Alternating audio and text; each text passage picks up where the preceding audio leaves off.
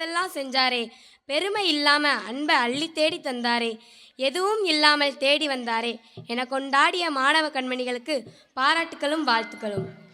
Christmas மரத்தின் கிளைகள் இயேசுவின் 3 பரிமாணங்கள். சிலுவையின் அடையாளத்தை கொண்டிருப்பது கிறிஸ்துமஸ் மரத்தின் சிறப்பம்சம். அத்தகைய சிறப்புமிக்க கிறிஸ்துமஸ் மரம் குறித்து கூற வருகிறார்கள் ராமசாமியாபுரம் ஆசி தொடக்கப்பள்ளி மாணவி.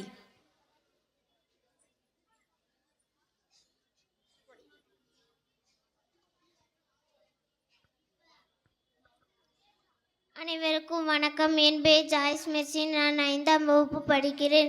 கிறிஸ்மஸ் விழாவினை தலைமை ஏற்று நடத்தி தர வருகை தந்துள்ள தாளாளர் தந்தை அவர்களுக்கும் மற்றும் இருபால் தலைமை ஆசிரியர் பெருமக்களுக்கும் சிறப்பு விருந்தினர் அவர்களுக்கும் இருபால் ஆசிரியர் பெருமக்களுக்கும் இவ்விழாவிற்கு வருகை தந்துள்ள உங்கள் அனைவருக்கும் என்னுடைய முதற்கண் இரவு வணக்கத்தை தெரிவித்துக் கொள்கிறேன். நான் இப்போது கிறிஸ்மஸ் மரத்தை பற்றி பேச வந்துள்ளேன். கிறிஸ்மஸ் மரம் கிறிஸ்மஸ் திருநாள் கொண்டாட்டத்தில் முக்கிய பங்கு வகிக்கின்றது. கிறிஸ்மஸ் திருநாளுக்கு முந்தைய நாட்களில் இம்மரம் ஒளிவிளக்குகளால் அலங்கரிக்கப்பட்டு கிறிஸ்தவர்களின் வீடுகளில் வைத்திருப்பதை காணலாம். கிறிஸ்மஸ் மரத்தின் பிறப்பிடம் என்ற சிறப்பு பெருமையை ஜெர்மனி நாடு பெறுகிறது. கிறிஸ்மஸ் மரம் என்றவுடன் முதலில் சொல்லும் கதை போனிபாஸ் பாதிரியார் மரத்தை வெட்டி வீழ்த்திய கதைதான். கிபி 10ஆம் நூற்றாண்டில் வாழ்ந்த ஜெர்மன் நாட்டை சேர்ந்த போனிபாஸ் என்கிற பாதிரியார் ஒருவர் ஜெப கூட்டத்திற்கு சென்று திரும்பிய போது ஒரு குறிப்பிட்ட இனத்தைச் சேர்ந்த மக்கள் மரத்தை வெளியிடுவதை கண்டு கோபமடைந்த பாதிரியார் வேரோடு பிடுங்கி எரிந்து விட்டார். வேரோடு பிடுங்கி எரிந்த போதிலும் சில நாட்களில் அதே இடத்தில் முளைக்க துவங்கிவிட்டன. அம்மரம் முளைத்த செயலை இயேசுவின் உயிர்த்தெழுதலோடு தொடர்பு படுத்தினார் பாதிரியார். அப்போது அலங்கார பொருட்களாகவோ கிறிஸ்தவரின் பிறப்பு கொண்டாட்டத்தில் பயன்படுத்தப்படவில்லை. காலம் சென்றபோதுதான் ஜெர்மனியர்கள் தான் கிறிஸ்மஸ் மரம் என்று சொல்லி தங்கள் வீடுகளுக்குள் மரத்தை வைத்தனர். 12ஆம் நூற்றாண்டில் விழாக்களில் கிறிஸ்மஸ் மரங்கள் தலைகீழாக கட்டி தொங்கவிடப்பட்டு விழாக்களில் பயன்படுத்தப்பட்டது.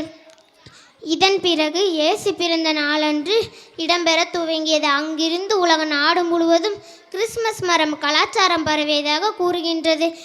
எனவே கிறிஸ்மஸ் மரத்தை அலங்கார பொருட்களால் அலங்கரிப்பது போல் கிறிஸ்மஸ் மரத்தை அலங்கார பொருட்களால் அலங்கரிப்போம்.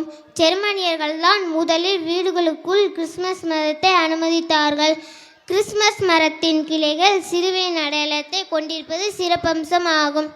அதுபோல கிறிஸ்மஸ் மரத்தின் முக்கோண வடிவம் தந்தை மகன் தூய ஆவி என்னும் இயேசுவின் முப்பரிமாணங்களை குறிப்பதாகவும் அமைகிறது.